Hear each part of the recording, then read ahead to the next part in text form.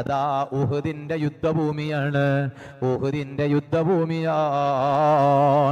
ഒരുപാട് സ്വഹാബത്തുകൾ അതാ വധിക്കപ്പെട്ടു. ഒരുപാട് സ്വഹാബത്ത് വധിക്കപ്പെട്ടു.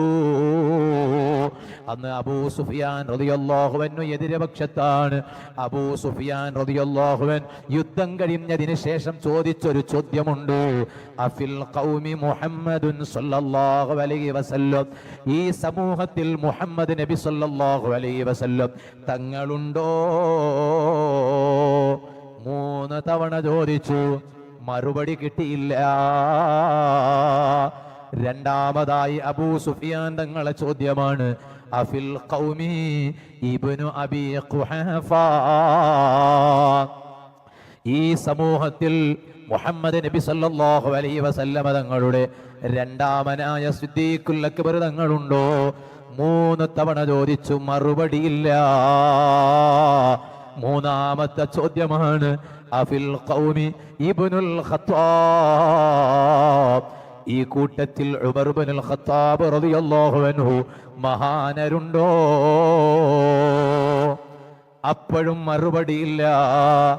അബൂ സുഫിയാൻ റളിയല്ലാഹു അൻഹു തന്റെ അണികളിലേക്ക് മടങ്ങി ചെന്നിട്ട് പറഞ്ഞു, മുഹമ്മദ് നബി സല്ലല്ലാഹു അലൈഹി വസല്ലം തങ്ങൾ വധിക്കപ്പെട്ടു പോയി, സിദ്ദീഖുൽ അക്ബർ തങ്ങൾ വധിക്കപ്പെട്ടു പോയി, ഉമർ ഇബ്നുൽ ഖത്താബ് റളിയല്ലാഹു അൻഹു വധിക്കപ്പെട്ടു പോയി. അതുവരെ പ്രതികരിക്കരുത് എന്ന് നബി സല്ലല്ലാഹു അലൈഹി വസല്ലം തങ്ങൾ പറഞ്ഞതാ. പക്ഷേ ഉമർ ഇബ്നുൽ ഖത്താബ് തങ്ങൾ പറഞ്ഞു, ഞാൻ കൊല്ലപ്പെട്ടു എന്ന് കേട്ടാൽ ഒരു പ്രശ്നവുമില്ല, അബൂബക്കർ റളിയല്ലാഹു അൻഹു വധിക്കപ്പെട്ടു എന്ന് കേട്ടാൽ പ്രശ്നമില്ല.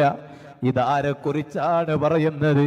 ലോക നേതാവായ റഹ്മത്തുൽ ലിൽ ആലമീൻ അഷ്റഫുൽ ഖൽഖ് മുഹമ്മദുർ റസൂലുള്ളാഹി സല്ലല്ലാഹു അലൈഹി വസല്ലം. മുഅ്മിനീങ്ങളെ ഉറക്കെ സ്വലാത്ത് ചൊല്ല്, നബി മുഹമ്മദുർ റസൂലുള്ളാഹി സല്ലല്ലാഹു അലൈഹി വസല്ലം തങ്ങൾ വധിക്കപ്പെട്ടു എന്ന് പറഞ്ഞാൽ ഇനി എനിക്ക് പ്രതികരിക്കാൻ കഴിയില്ല.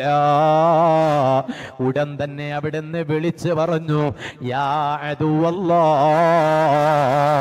ഓ അല്ലാഹുവിന്റെ ശത്രുവേ, ഇല്ല ഇല്ല, നിങ്ങൾ വിളിച്ചു പറഞ്ഞ ഒരാളും വധിക്കപ്പെട്ടിട്ടില്ല. ഇന്നല്ലദീന അദത്ത ലഅഹ്യാഉ കുല്ലുഹും, നിങ്ങൾ പേര് വ്യക്തമാക്കി എണ്ണി പറഞ്ഞ 3 പേരും ജീവിച്ചിരിപ്പുണ്ട് കേട്ടോ. സുബ്ഹാനല്ലാഹ്. ഹബീബായ നബി സല്ലല്ലാഹു അലൈഹി വസല്ലം തങ്ങൾ എൻ്റെ അണികൾ എവിടെയാണെന്ന് നോക്കുകയാണ്. യുദ്ധം കഴിഞ്ഞുവെങ്കിലും മുത്ത് നബി തങ്ങളുടെ വിചാരം എന്താണ്? സ്വഹാബത്തിന് എന്ത് പറ്റിപ്പോയി? ഇതിനേക്കാൾ വലിയ നേതാവ് വേറെയുണ്ടോ ചെറുപ്പക്കാരെ?